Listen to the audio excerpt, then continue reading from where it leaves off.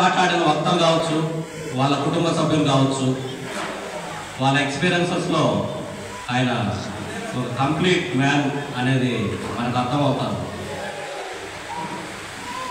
ఉద్యమానికి సంబంధించి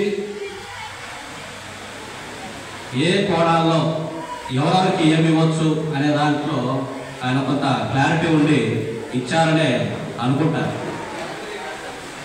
ఇంకొక అదృష్టం ఏంటంటే మాట్లాడిన ప్రతి ఒక్క బాలసుందరం గారితో ఏదో ఒక అనుభవం ఉన్న వ్యక్తులు, వాళ్ళతో శిక్షణ చేసిండొచ్చు, స్నేహం చేసిండొచ్చు, లేదా సార్ వల్ల ఫలితం పొందిండొచ్చు. అయితే నాకు ఇది ఒక సపరేట్ ఇదనమాట. సార్కి నాకు ఎటువంటి అంటే పరిచయం కానీ అట్లా ఏం లేదు. చాలా 1-2 సందర్భాల్లోనే సార్ని కలవడం జరిగింది. ఫస్ట్ కలిసింది సమైక్యాంధ్ర ఉద్యమం నడుపుతున్న ఆ క్రమంలో ఒకసారి జలమండలిలో ఒక మీటింగ్ జరిగితే ఆ మీటింగ్లో మొదటిసారి బాలసుందరం గారితో పరిచయం అయింది. ఆ రోజు రాయలసీమకు సంబంధించిన హక్కుల గురించి సార్ మాట్లాడారు. ఆ తర్వాత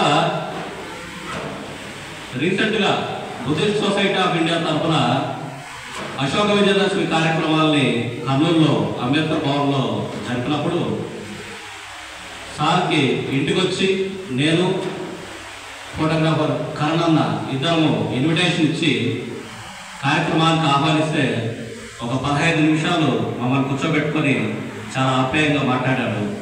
ఆ రోజు చర్చించిన అంశం మ్యాక్సిమం కర్నూలులో ఉన్న అంబేద్కర్ భవన్, దాని దుస్థితి, దాన్ని ఎట్లా బాగు చేయాలనే అంశాల మీద చర్చించడం జరిగింది.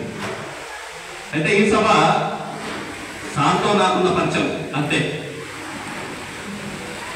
అయితే సార్ నేను గమనించిన కోణాలు ఎట్లున్నాయంటే, రీసెంట్గా నేను ఒక వారం తీసుకొని ఒక పుస్తకాన్ని రాస్తున్నాను.